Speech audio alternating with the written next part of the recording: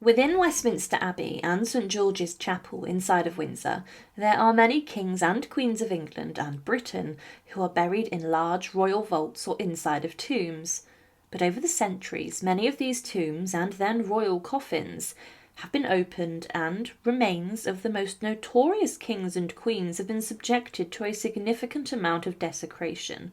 For example, Henry VIII's coffin was so badly damaged that his skull could be seen inside of the burial vault, and it was known that centuries on from his death, beard hair belonging to the infamous Tudor king could be found. But the damage caused by opening these coffins led to the remains and bodies to instantly decay and become affected by the air. In this documentary, we look at what happened when the tombs, burial vaults and coffins of the most notorious kings and queens of England. To support our channel, please make sure to subscribe.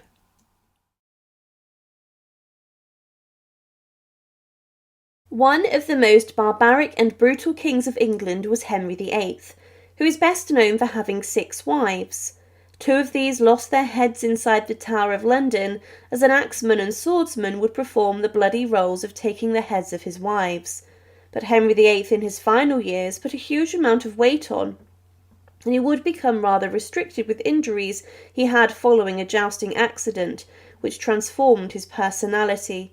The king had been smashed off of his horse in his 30s, and following this he became rather tyrannical, and his mood would shift sharply. This coincided with the executions of some of his friends, who he would condemn and then regret these actions. But in 1547, Henry VIII became ill early in the year, and he would succumb to this inside of his chambers in the Palace of Whitehall. However, Henry VIII, following his death, would be buried in a very small vault, which is not in keeping with his reputation and legacy.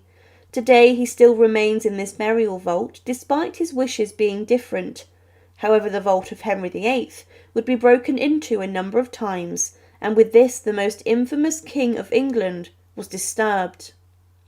On the 28th of January 1547, King Henry VIII died, and his death was one which was rather peaceful.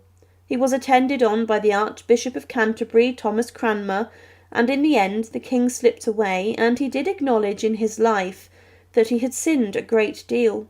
But following his death, the king's body was washed inside of his chambers, after it was left a few days before his demise was announced to the Parliament. With this, Edward VI was made king, but Henry VIII's heart and vital organs were removed, and these, it's believed, were then placed in lead caskets or vessels, which were buried in places separate from where his body was laid to rest.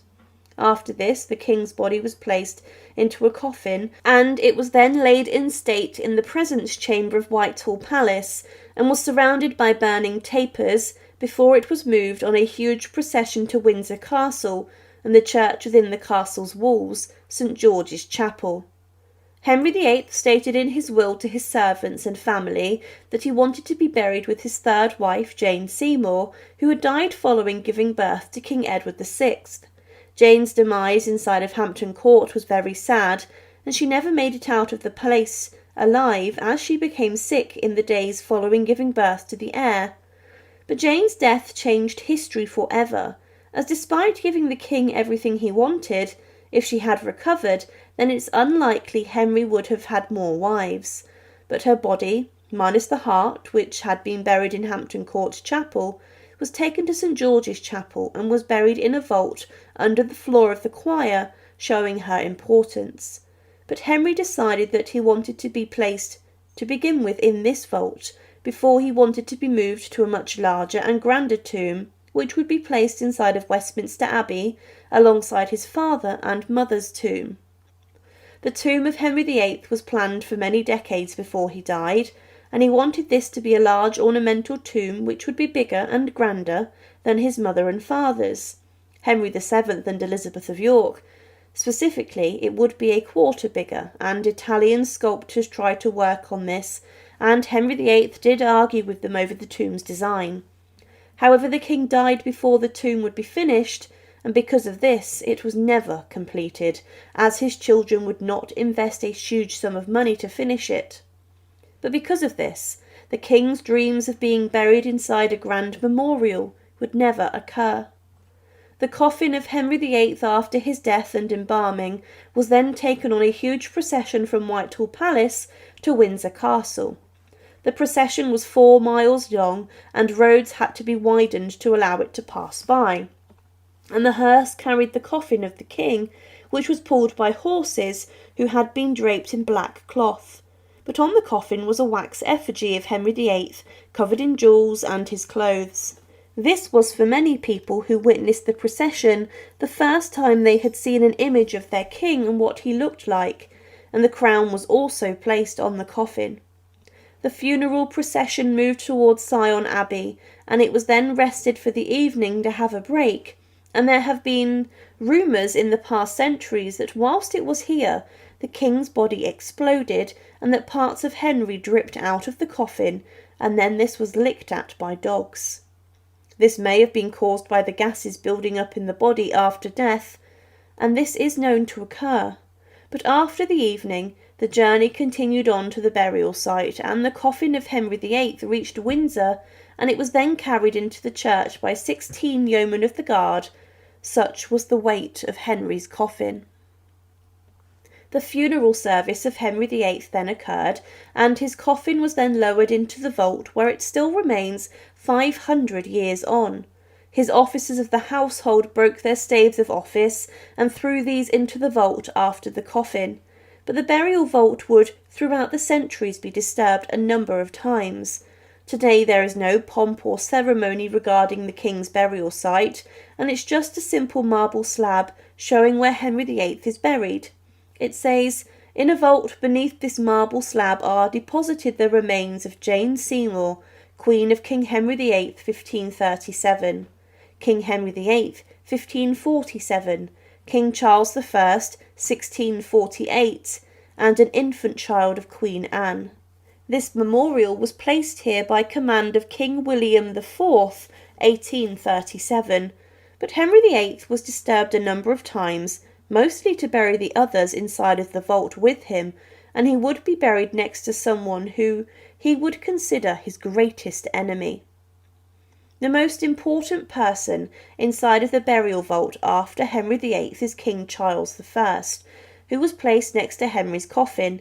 King Charles was a Stuart, and Henry VIII during his reign would bar the Stuarts from ever becoming the kings of England. But after his daughter Elizabeth I had no children or heirs, the Stuarts became also the rulers of England. But Charles I is remembered in history for being one of the most brutal and shocking kings who threw his country into civil war.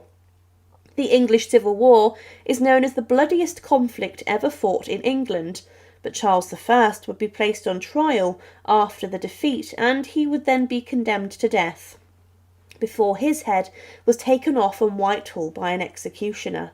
But because of the furore regarding Charles I and the hostility towards this action, Parliament tried to make sure that they buried Charles I in a quiet place, especially because they were worried that royalists would dig him up and venerate him as a martyr. Because of this, Charles I was quietly buried in Henry VIII's vault, and the vault of Henry VIII was actually rather full, with just Henry and his wife Jane in there.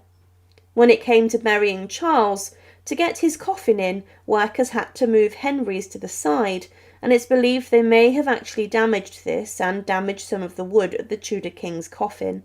But also another Stuart would be added to this vault, and that was one child born to Queen Anne, the last Stuart monarch, who was buried also at the feet of Henry VIII in a small coffin. This meant that to lay the enemies of the Tudor monarch in the vault was broken into.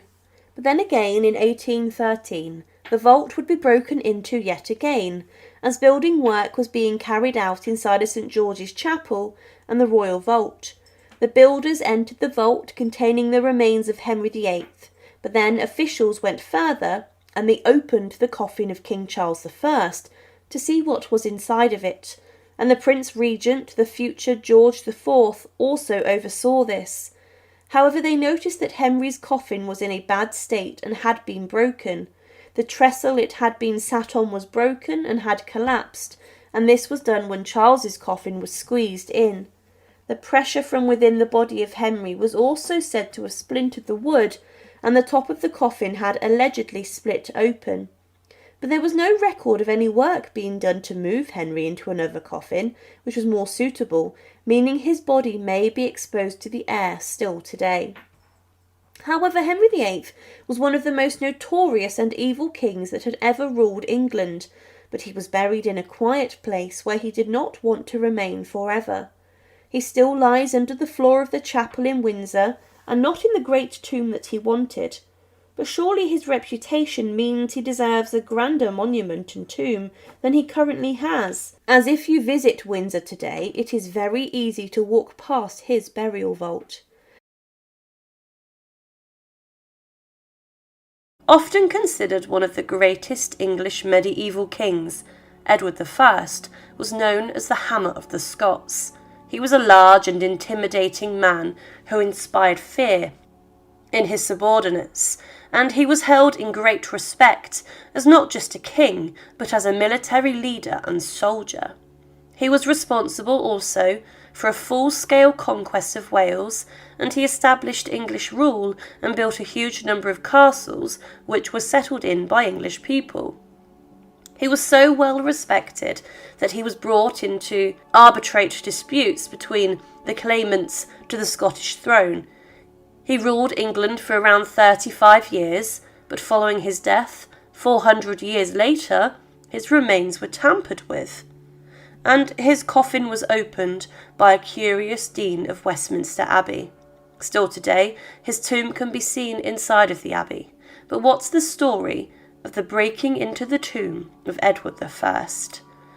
The death of Edward I was not a shock, and it had been coming as his health progressively got worse over the last 3 years of his life.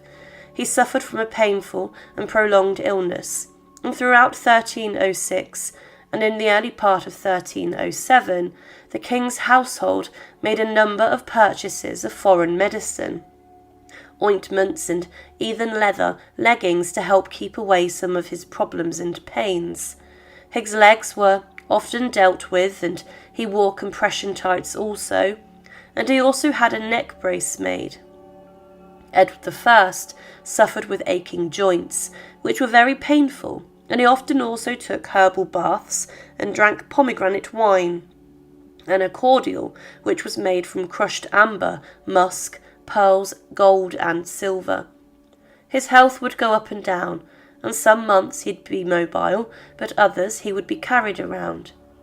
He would manage to inspect his soldiers on the border for a final campaign in Scotland, and despite the threat of his death, he refused to give in. The final years of his life were dominated by war in Gascony and Scotland.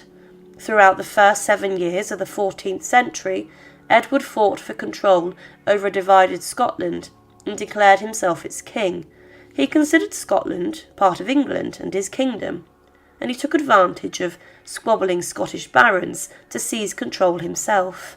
Often there were Scottish counter-revolts, and this resulted in English campaigns north of the border, but still the king was very ill.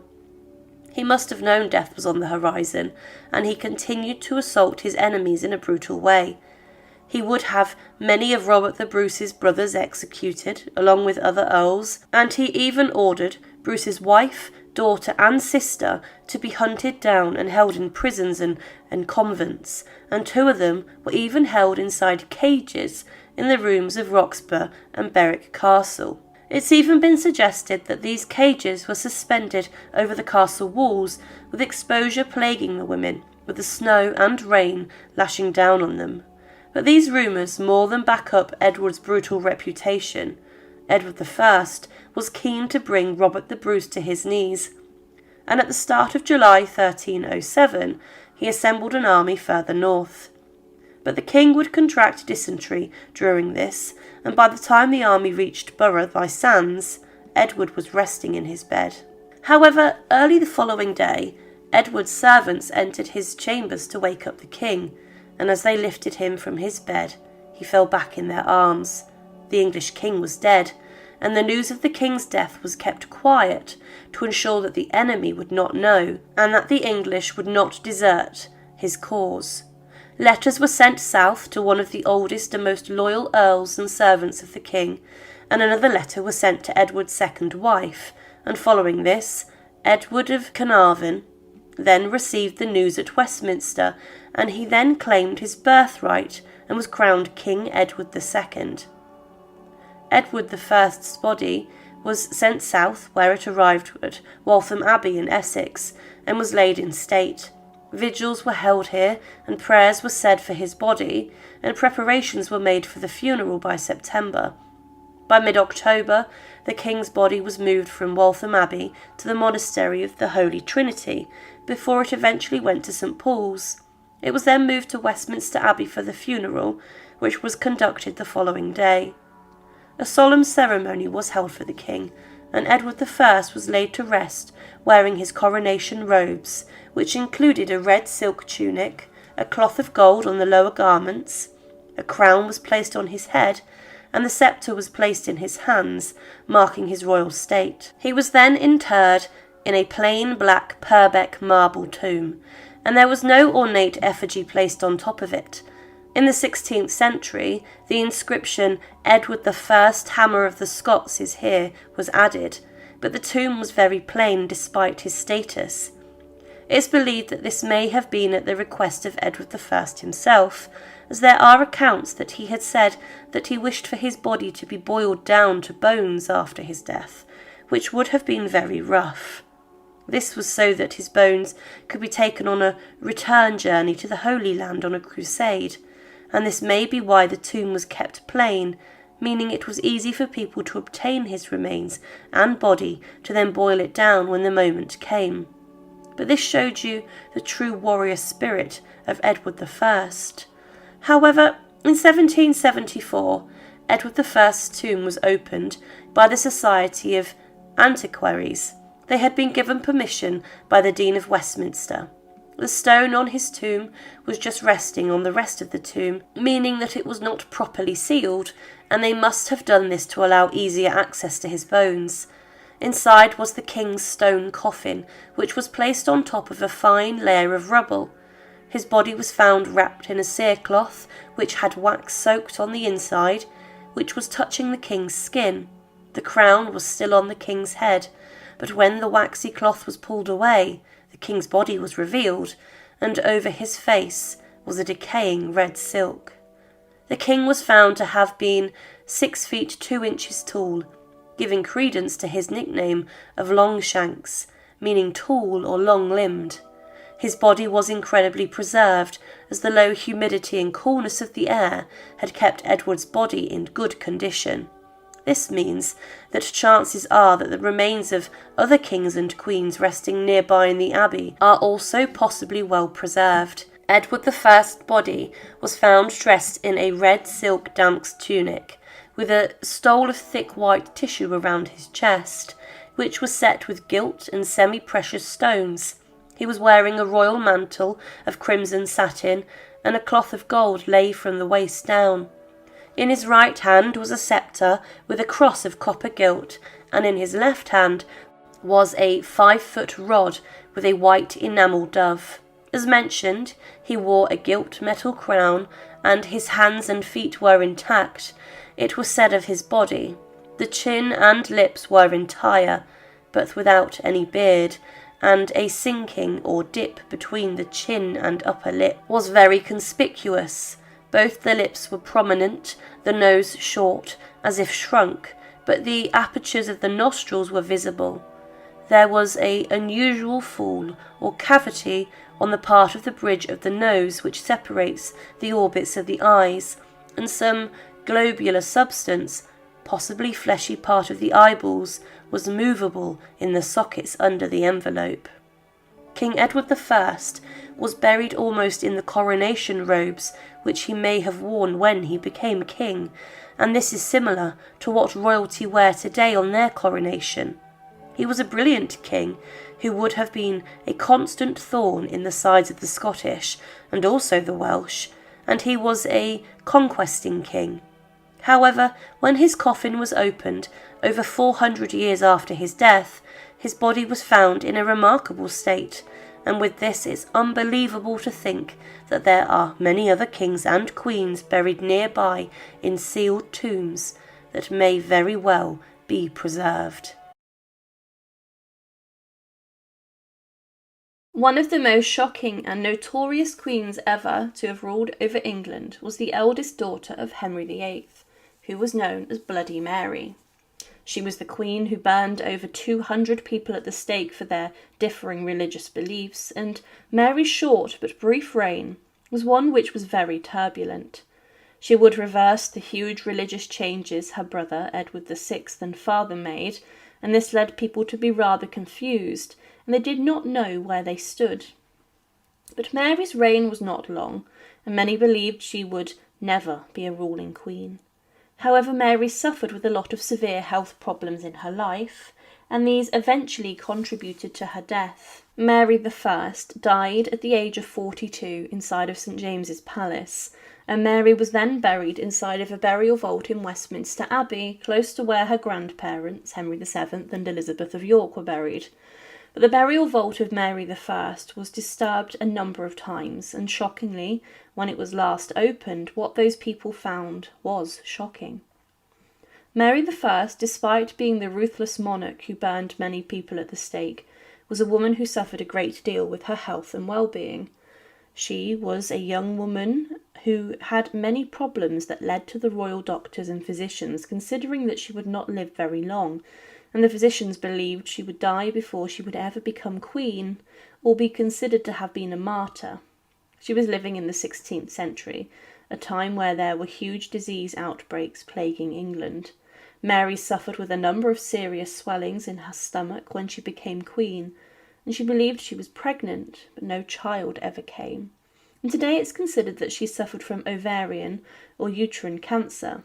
But in 1558, Mary I made preparations for her death, and she claimed that she wanted Philip II to act as the regent if she ever had a child, but this would not be popular, as Philip was hated. There were never any children ever born to Mary I, and with this she then had to consider who her successor would be, and she turned to her great rival, Elizabeth, her half-sister, who would go on to become Queen Elizabeth I. In 1558, there was a huge amount of influenza and flu, which was causing chaos across England, and it was killing people at the rate of which the Black Death was. The flu lingered on, and it would claim its victims over time. But Mary tried to avoid the disease, but in the summer of 1558, she was suffering with depression and a huge lack of sleep. It was said in August that Mary had dropsy, and she had a fever which was low, and because of this she was considered on death's door. Because of this, Mary moved from Hampton Court Palace to St James's Palace, and she did have a high fever, bouts of dizziness and confusion, and also severe headaches. Mary also went blind, and she did recover a bit. However, with her growing depression and severe fever, she continued to go downhill. In the October of 1558, many of Mary's advisers had to make a decision, and the Privy Council then convinced the Queen to make her will, and they considered their own positions, and many began to schmooze Elizabeth in preparation for Mary's death, and they wanted a role inside of her new government. But in her final days, Mary did name Elizabeth her successor, and she went blind as her servants began to pray for her soul. She had bizarre dreams, and in the morning of the 17th of November 1558, she had a final mass said for her, and at around 4 a.m. she died peacefully. The servants believed she had fallen asleep, but she died, and the doctors confirmed her death. The funeral service was then planned, and it was to take place at Westminster Abbey. Mary I's reign over England was very short, but she made history, being the first queen to reign in her own right after being crowned during a coronation. And she was interred inside of Westminster Abbey. Her body was taken to Westminster in a large procession. On top of the coffin was a lifelike effigy of Mary, which was wearing coronation robes, and it had her orb and sceptre on the coffin also. It was Mary's show of royal power and importance even in her death, and despite the fact she was a very unpopular monarch, the funeral procession then made its way into Westminster Abbey. But Mary was then buried inside of the north side of Henry VII's Lady Chapel. There, today, is little that marks the reign or life of Mary I in her death and demise. There's no funeral effigy or tomb. There isn't a grand memorial either, just a small stone that says that Mary I was buried there. But in the 19th century, the tomb of Mary I was broken into and opened. However, one thing to consider is that this was not the first time it was broken into. Elizabeth I, following her death, was initially buried inside of Henry VII and Elizabeth of York's tomb, but James I, her successor, then ordered the exhumation of Elizabeth so that she could be buried in the same vault as Mary. Because of this, Mary's coffin was moved, and actually, in an act of disgrace against the former Catholic Queen, Elizabeth I's coffin was placed directly on top of Mary's to signal that Elizabeth was much more important than Mary. But in 1880, Arthur Stanley, the Dean of Westminster, encountered the burial vault of Mary I, and he wrote an account on what he saw. He found the coffins of Mary and Elizabeth, and he recorded what he saw, and he said, "The excavations, however, had almost laid bare the wall immediately at the eastern end of the monument of Elizabeth, and through a small aperture a view was obtained into a long, narrow vanlet immediately beneath her tomb. It was instantly evident that it enclosed two coffins, and two only, and it could not be doubted that these contained Elizabeth and her sister Mary, the upper one larger and more distinctly shaped in the form of the body, like that of Mary Queen of Scots, rested on the other. There was no disorder or decay, except that the centering wood had fallen over the head of Elizabeth's coffin, and that the wood case had crumbled away at the sides, and had drawn away part vault of the decaying lid. No coffin plate could be discovered, but fortunately the dim light fell on a fragment of the lid slightly carved. This led to a further search, and the original inscription was discovered. There was a Tudor badge, a full double rose, deeply but simply incised in outline on the middle of the cover, on each side the august initial E.R. and below the memorial date 1603. The coffin lid had been further decorated with narrow modelling panelling, and the coffin case was of inch elm, but the ornamental lid contained the inscription, and panelling was of fine oak, half an inch thick, laid on the inch elm cover. The whole was covered in red silk velvet, of which much remained attached to the wood, and it had covered not only the sides and ends, but also the ornamented oak covers, as though the bare wood had not been thought rich enough without the velvet. The sight of this secluded and narrow tomb, thus compressing in the closest grasp the two Tudor sisters, partners of the same throne and grave, sleeping in the hope of resurrection. The solemn majesty of the great Queen thus reposing, as can hardly be doubted by her own desire, on her sister's coffin, was the more impressive from the contrast of its quiet calm with the confused and multitudinous decay of the Stuart vault, and of the fullness of its tragic interest with the vacancy of the deserted spaces which had been here hitherto explored in the other parts of the chapel. The vault was then immediately closed. But still today, the death and life of Mary I is not the most celebrated inside of Westminster Abbey, and Elizabeth I's tomb, which sits above Mary's body, is grand and ornate. Mary I was never given her own burial vault, unlike many other kings and queens buried inside of Westminster. Her vault is not filled with the coffins of others, and still today it's believed only her and Elizabeth's coffin lay in the vault. One of the most notorious kings to reign over England was King Richard III. He's been portrayed throughout the centuries as a man who murdered his nephews so he could take the throne himself in a huge power grab during the Wars of the Roses. Richard's reign did not last long, as within 2 years of his crowning he would be lying dead on the battlefield, being slaughtered by the forces of his enemy, Henry Tudor.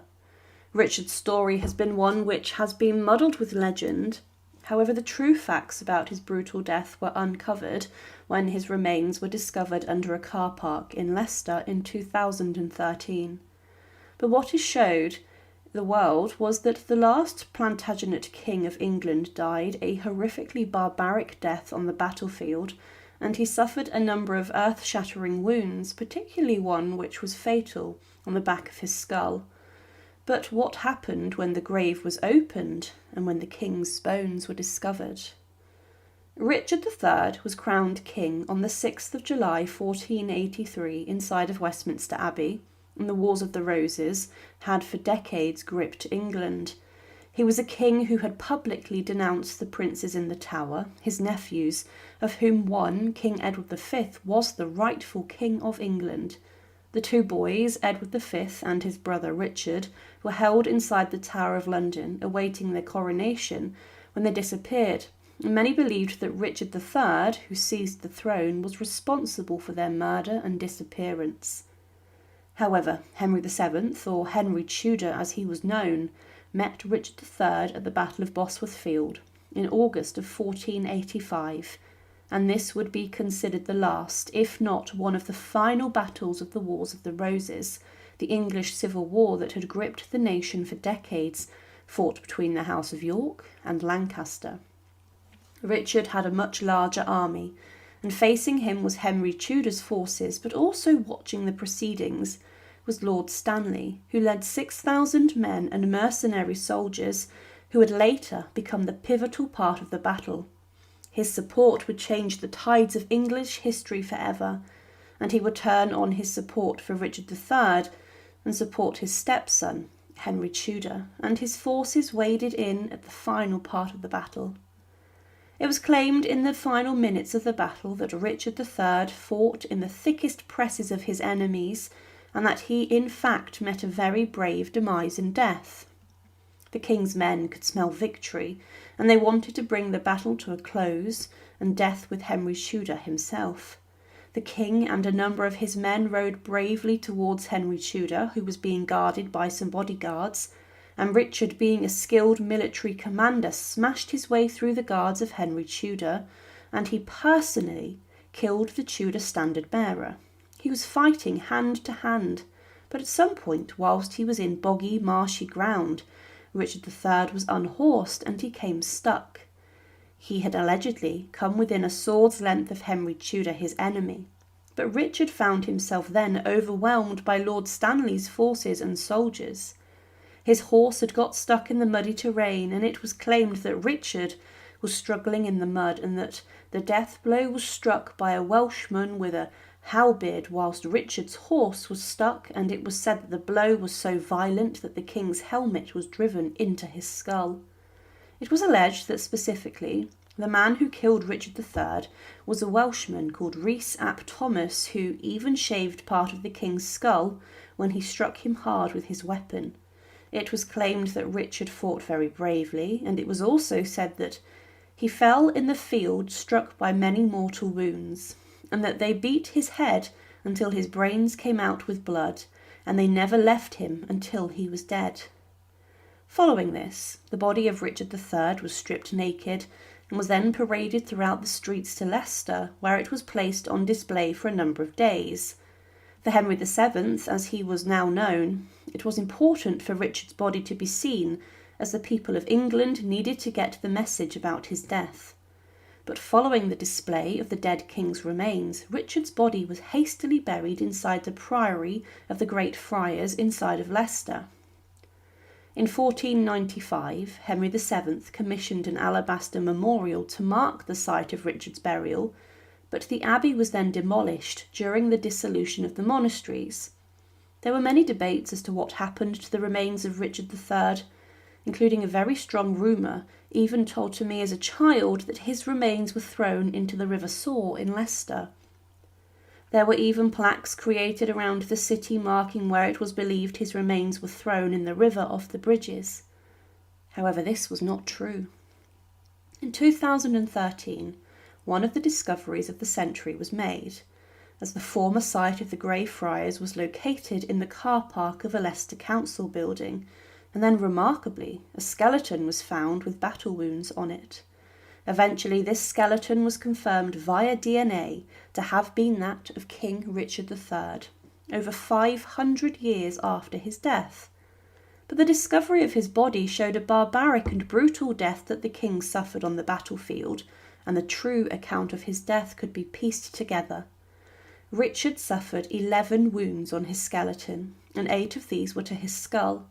These had been sustained in the battle, and it alluded to the fact that the king lost his helmet during the last parts of the battle, and with this an attack was launched towards the king. There was more than one person using different weaponry that attacked Richard, and he also suffered a V-shaped cut along the bottom right part of his lower jaw, and his face was also cut by a knife or a dagger. Another cut on his lower jaw had also been made. But the body of Richard III was well protected, leading to the conclusion that he was wearing significant armour, which was effective, and he had little injury to his torso, meaning he was still wearing his armour when he was killed. There was another wound on the left above his ear and on top of his skull, but the wound that was fatal was brutal. 3 glancing blows caused by a sharp-bladed weapon, such as a sword, also caused further misery. But there was also a small piercing hole in the king's skull caused by a roundel dagger being driven into his skull, and this could have caused brain damage. The fatal wound was at the base of the skull, and this was a huge wound that showed a very powerful weapon, such as a bill or a halberd that struck Richard III at the side of his head and had smashed through the top of his vertebrae, shattering his neck. This had even sliced through his brain, and this would have been a wound that would have stopped anyone in their tracks, and he would never have recovered from this. It is likely that this could have killed Richard III instantly, and this is corroborated in the sources as being the wound inflicted by the Welshman with his halberd. Because of this allowed the historians to tell the story of the final moments of King Richard III's life over 500 years ago. Richard must have been in trouble following being unhorsed and stuck in the mud, and he then may have lost his helmet or have taken it off in an attempt to dive towards his enemy. He was thought left very vulnerable, and his enemies then jumped on him, and he was surrounded by the best armed medieval soldiers who were skilled with their weapons. His own men tried their best to fight for him and defend him, but Lord Stanley's forces waded in and overwhelmed Richard III and inflicted many different wounds upon him. But then the crushing blow from the halberd came, stopping the king there and then killing him and bringing the Plantagenet dynasty to an end. Following the end of the battle, the king's face was not heavily disfigured further, so that his body could be identified, and so the people in Leicester could see that their king was dead.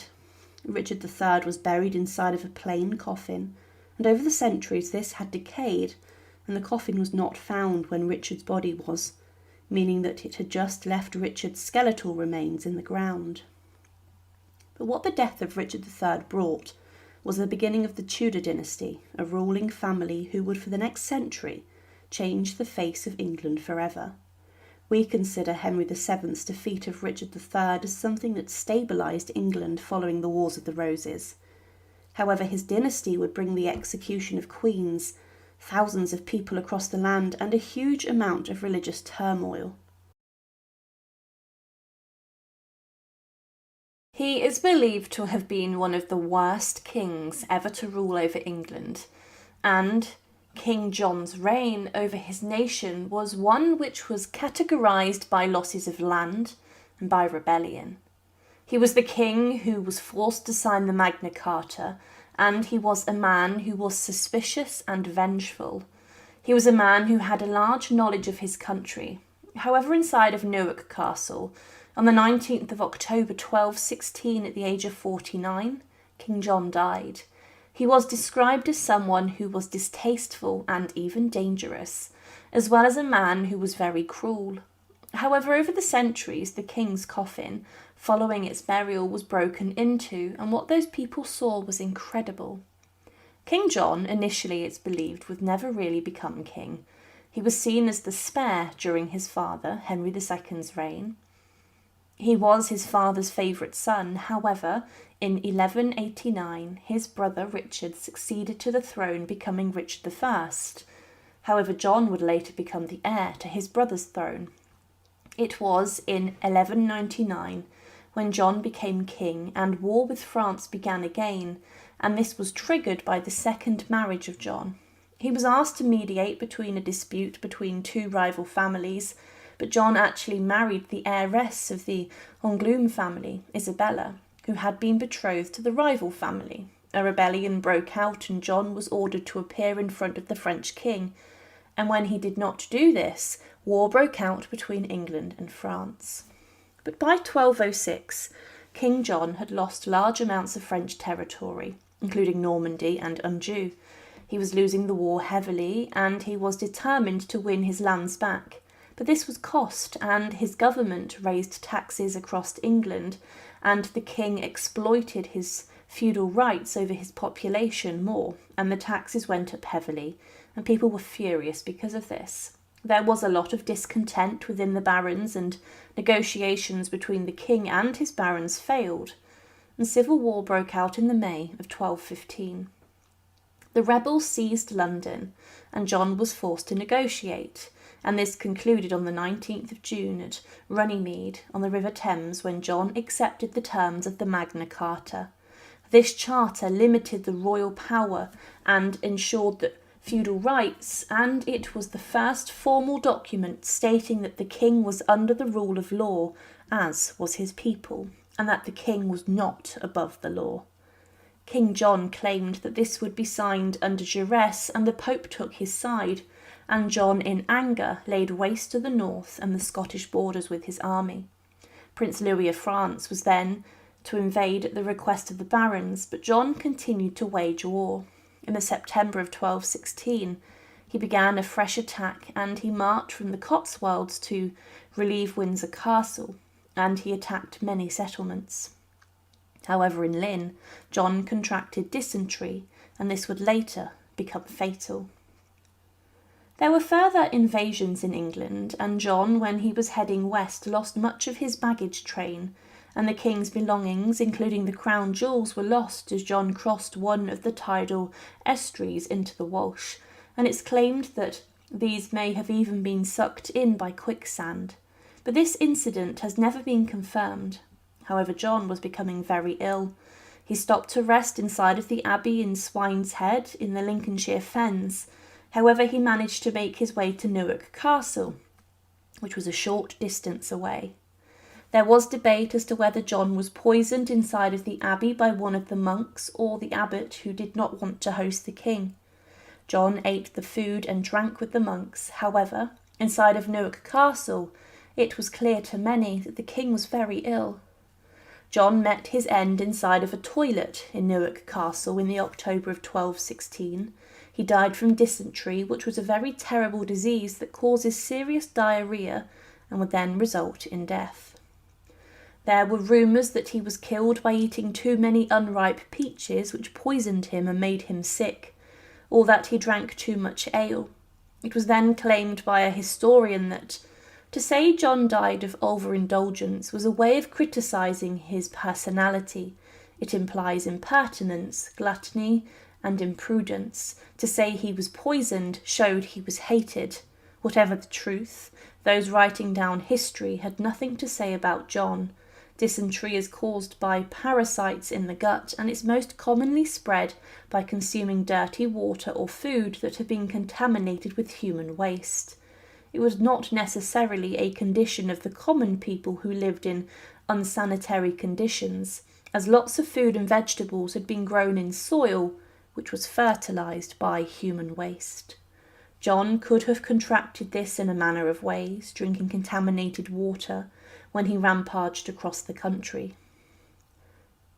Following John's death, his body was embalmed by the abbot of Croxton Abbey in Leicestershire, and his internal organs were then buried there.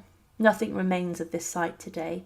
However, it's known that John's heart was placed in a gold vessel and buried elsewhere, and that his coffin was tripsodal stone coffin, and with a round head cavity, and that it was initially buried in the floor of the Lady Chapel of Worcester Cathedral. However, John's body was then disturbed, and it was moved to the high altar of the cathedral in 1232, and an effigy was carved out of the original coffin lid, and this was placed on top of the tomb. The tomb was then reburied as a table tomb in 1529. The body at this point was said to have been wrapped in gold and silver cloth and had different royal regalia. However, the coffin of King John may have been desecrated and disturbed during the English Civil War. It's known for certain that John's coffin was opened in the July of 1797, and that during this it was found, when the body was moved to begin with, the cranium of John had been turned a strange way, and that this caused damage. Both of the jaw bones had broken away, and they were found next to the right elbow, and also a leg bone had been stolen. But what was also found out was that the king's burial was very different to even other medieval kings and queens. Many medieval monarchs were buried with great pomp and ceremony, and were dressed in their state robes, signalling their importance. However, King John, when he was placed in the coffin, was buried wearing a simple monk's habit, which included a cowl, and this had been tied under his chin. This could have been for a number of reasons, from the fact it was the only clothes that the abbot who embalmed him had in his possession, or even that John requested this as he had been treated well by monks previously when he was fed, and that he may have also wanted to be buried in monk's robes to signal his piety and religious devotion. But this may have also been done by John to almost apologise to God for his actions, bringing civil war to his nation that resulted in the deaths of many. When the coffin of John was opened, it was said the monk's robes were preserved rather well, and that his skeleton had been preserved well by them. The investigators also stated that no flesh had been found on his body. However, it was said that there was a number of maggots found in the coffin, meaning that the preservation of John's body and the embalming had not been hugely successful, with these creatures feasting on the remains of the worst English king's corpse. King John was one of the worst kings ever to rule over England, but in his death his remains were buried a number of times, and his coffin was broken into. What those who opened the coffin found was the remains of a king who were buried almost in the same way that a high-ranking monk would be. It was not a royal burial, but one which was low-key for a man who many believed would never have been entitled to be buried alongside other monarchs inside of Westminster Abbey. One of the most iconic yet greatest queens ever to rule over England was the final Tudor monarch, Queen Elizabeth I. She, during her decades in power, oversaw a huge time of change in which there was a huge boom in culture. Writers such as Shakespeare were making a name for themselves, and Elizabeth would also manage to see off a number of threats to her throne. A lot of people across England did not want the Protestant Elizabeth as their queen, and they preferred to turn to Mary, Queen of Scots, the Catholic former Queen of Scotland, to rule. Because of this, Mary was embroiled in a number of plots against the life of Elizabeth, and the Tudor Queen dealt with this once and for all by ordering her execution. As Mary, Queen of Scots' head was taken clean off by axe, but she also defeated the Spanish Armada, the most feared and notorious fleet and army of the time. But Elizabeth was a queen greatly beloved by her people, and many could not imagine a world in which she did not rule over them. But as the year 1603 came, Elizabeth I was not as glorious as she once was, and she was a woman who was giving up on her life, and she was coming to terms with her own demise and death. However, she would be buried in a huge tomb eventually, but this was broken into, and what those who did this found was shocking, strange, and incredible. In the early morning of the 24th of March 1603, Queen Elizabeth I died. She was, by the standards of the Tudor period, a very elderly lady, and she had lived and ruled for many decades. But she was then succeeded by the Scottish King James, who was invited to come and dual rule England and Scotland, meaning the end of the Tudor dynasty and the beginning of the Stuart dynasty. This would have greatly upset her father, Henry VIII, who at one point even barred the Stuarts from the throne. But Elizabeth had been ill for many months, and her health was getting worse, and many people around her were beginning to believe that the end of her life was near. She was a woman who had survived many of the deadliest diseases of the 16th century, and she was afflicted, for example, with smallpox, and her face still bore the scars of the brutal disease. But in her final days, Elizabeth I was depressed, and often for long periods of time rather vacant, and she seemed long in thought. It's believed she was contemplating many of the decisions she had took as Queen of England, including ordering the execution of Mary, Queen of Scots, another anointed queen, and she was concerned that this would prevent her from one day getting into heaven. She was concerned about what was next, and the Queen was almost 70 when she did eventually die. In her final days, she was accompanied and waited on by her servants and closest friends, as well as when she took to the deathbed the Archbishop of Canterbury. He promised Elizabeth not to worry, and she would go to heaven, and that she would rule one day again as a queen in heaven. She was also told her close friends had died, would be waiting for her, and that she should remain close to God in her final moments. But her final moments were hard, and her throat swelled up, and speaking was a problem. But the Queen then gave up her fight against the illness that proved to cause her death. Inside of her private bedchambers within Richmond Palace, Queen Elizabeth I died, and she gave a number of instructions as to what should happen next following her death. It's well known that Elizabeth did not like the thought of being disemboweled and having her internal organs removed and then buried away from her body. But this was tradition for monarchs of the time, and despite Elizabeth saying she did not want this to happen, doctors and physicians ignored the request. Elizabeth's body was cut open, and her heart along with other organs were removed, and then her cavity was stuffed with spices to stave off decay. This eventually was a good thing to have happened, as during the funeral procession, the movement of the coffin on the procession may have caused the body of Elizabeth to explode, as violent gases emerged out of her body and even splintered the coffin. This subsequent posthumous explosion would have been worse without the embalming process. But Elizabeth was, following her death, left inside of a lead-lined coffin which was decorated with many Tudor images, including roses inside of Richmond Palace, before the procession to Westminster Abbey began. This was a journey which had a number of steps. The coffin of Elizabeth was taken down the River Thames on the royal barge to the Palace of Whitehall. Her coffin had been draped in black velvet, and it was kept a close watch on by 6 of Elizabeth's ladies.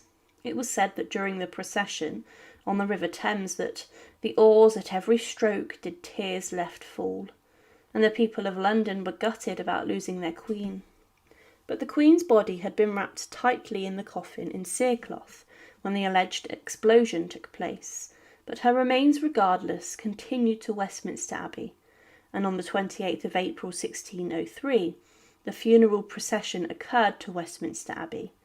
It was said by onlookers that the city of Westminster was surcharged with a multitude of all sorts of people in their streets, houses, leads and gutters that came to see the obsequy. There was as such a general sighing, groaning and weeping, as the like has not been seen or known in the memory of man. The coffin of Elizabeth I was decorated with a large effigy of her on the top, which was dressed in her Parliament robes, and on top of the effigy was the crown of the Queen. Her hands held the sceptres of power, and the effigy was made from wax and also wood. But this was one of the first times that the people of London had seen their Queen and what she looked like, as portraits were not readily available to the poorer people. The coffin was pulled by 4 horses, and when it arrived at Westminster Abbey, yeomen of the guard carried it into the church for the funeral service. The funeral of Elizabeth I was conducted by the Dean of Westminster, Dean Andrews, and after the funeral service, the coffin was carried into the Henry VII Lady Chapel. Her body was lowered into the same vault as Henry VII and Elizabeth of York, her grandparents, at the heart of the Tudor mausoleum, showing the respect that the people of England had for their queen. This was a huge honour, and was seen as a fitting tribute. However, in 1607, a number of years after her death, the body of Elizabeth I was moved, and her coffin was brought back onto the surface of the earth. James I, her successor, ordered that Elizabeth's coffin should be moved to be placed under a tomb which had been crafted showing her, but he also said that she should be buried in this new vault with her sister's coffin, sitting directly below her, symbolising how Elizabeth was much more significant in her reign to Mary I, who was also known as Bloody Mary. The tomb of Elizabeth was huge and large, and she was laid to rest in a room opposite Mary Queen of Scots, James I's mother, and 46 shillings and 4 pence was paid for the removal of Elizabeth's body and the subsequent reburial. The tomb today is still spectacular, and Mary still today is buried underneath her half-sister. But in the 1800s, the burial vault of Elizabeth was broken into by curious members of Westminster Abbey. In 1880, a book was published by the Dean of Westminster, Arthur Stanley, who had been given special permission by Queen Victoria to explore the vaults and burial vaults of Westminster Abbey in order to create an inventory as to what was actually inside. He was looking in particular for the coffin of King James I, and he discovered this in the original burial site of Elizabeth I, in the burial vault of Henry VII and Elizabeth of York. But then Stanley was exploring other rooms off the royal vault, and he explored an aisle underground at the east end of the tomb of Elizabeth I, and he found a small opening in the walls. He crept through this and then entered the burial vault of Elizabeth I, and he noticed the 2 coffins which were in this. There were no other coffins, and the sanctity of the Tudor Queen's remains had been respected for centuries. Arthur Stanley wrote what he saw when he broke into the burial vault of Elizabeth I. The excavations, however, had almost laid bare the wall immediately at the eastern end of the monument of Elizabeth, and through a small aperture a view was obtained into a low, narrow van lit immediately beneath her tomb. It was instantly evident that it enclosed 2 coffins, and 2 only, and it could not be doubted that these contained Elizabeth and her sister Mary. The upper one, larger and far more distinctly shaped in the form of the body, like that of Mary Queen of Scots, rested on the other. There was no disorder or decay, except that the centering wood had fallen over the head of Elizabeth's coffin, and that the wood case had crumbled away at the sides, and had drawn away part vault of the decaying lid. No coffin plate could be discovered, but fortunately the dim light fell on a fragment of the lid slightly carved. This led to a further search, and the original inscription was discovered. There was the Tudor badge, a full double rose, deeply but simply incised in outline on the middle of the cover. On each side the august initial E.R., and below the memorial date, 1603. The coffin lid had been further decorated with a narrow moulded panelling. The coffin case was of inch elm, but the ornamental lid containing the inscription and panelling was of fine oak 1/2 inch thick, laid on the inch elm cover. The whole was covered in red silk velvet, of which much remained attached to the wood, and it had been covered not only the sides and ends, but also the ornamented oak cover, as though the bare wood had not been thought rich enough without the velvet. The sight of this secluded and narrow tomb, thus compressing in the closest grasp the 2 Tudor sisters, partners of the same throne and grave, sleeping in the hope of resurrection.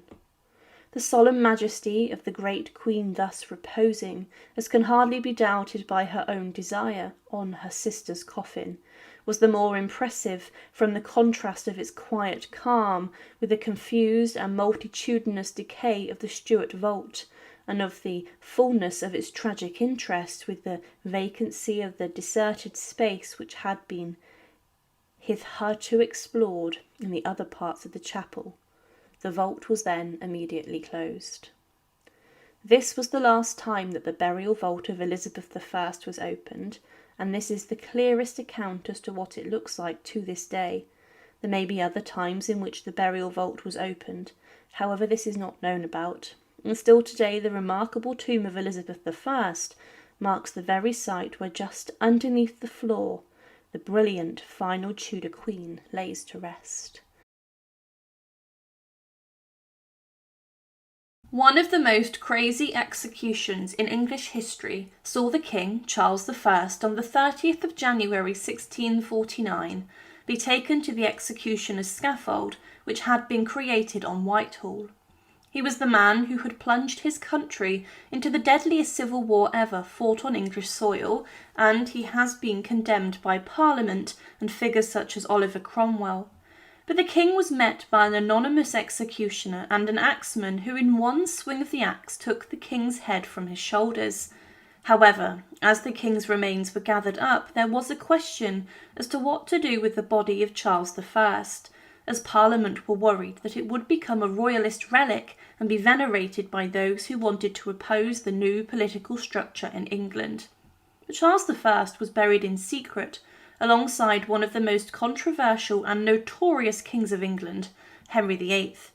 But 200 years after his execution, his coffin was broken into.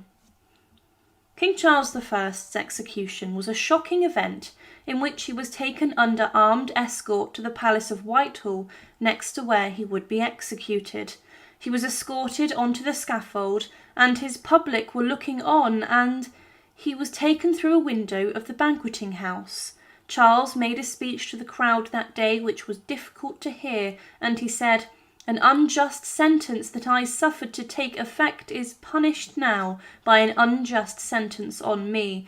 But I must tell you that their liberty and freedom consists in having government. It is not their having a share in the government.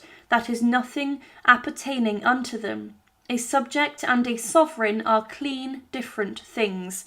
Before finishing, I shall go from a corruptible to an incorruptible crown, where no disturbance can be."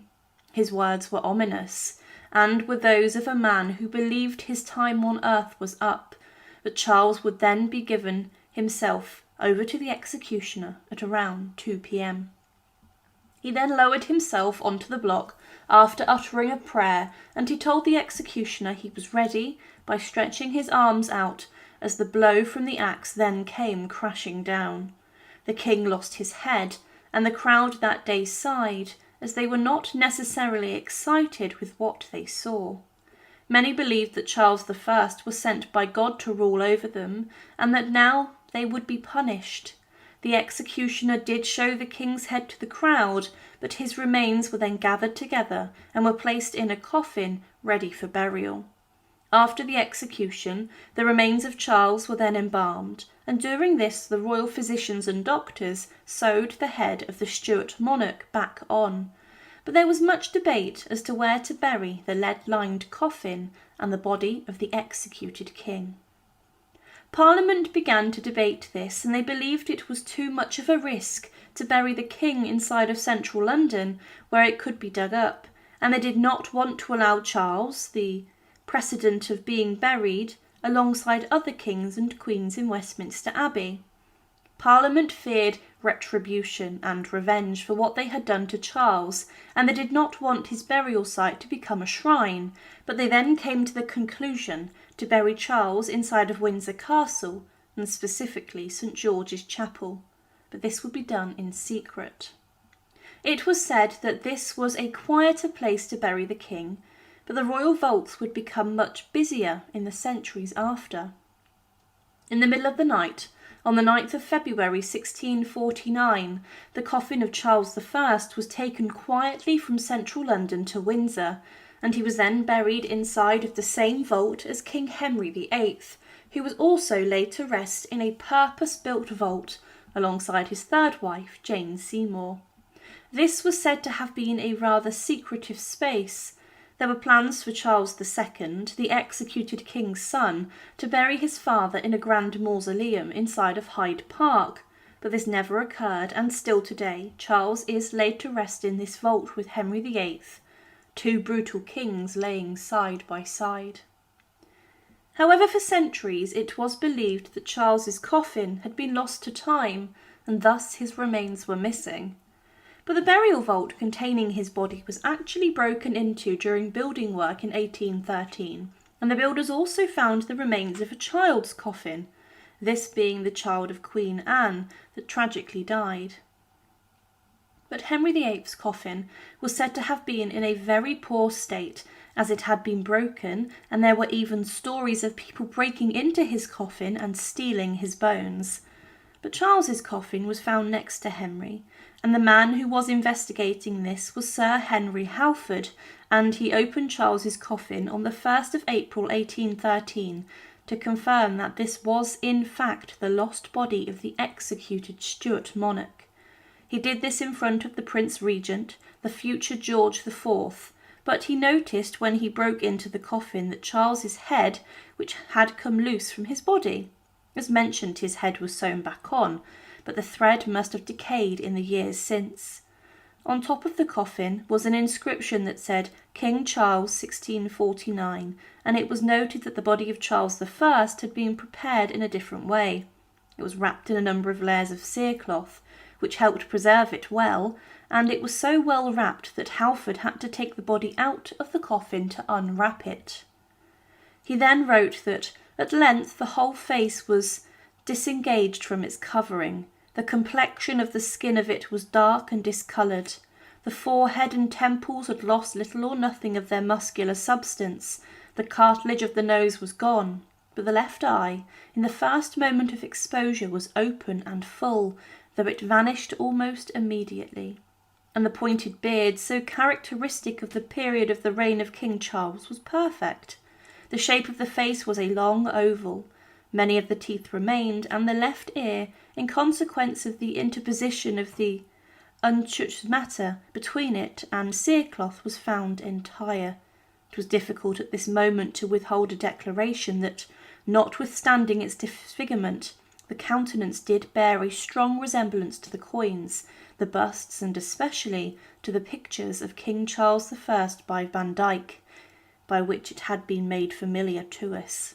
It's true that the minds of the spectators of this interesting sight were well prepared to receive this impression, but it is also certain that such a facility of belief had been occasioned by the simplicity and truth of Mr. Herbert's narrative, every part of which had been confirmed by the investigation so far as it had advanced, and it will not be denied that the shape of the face, the forehead and eye, the beard, and the most important features by which resemblance is determined.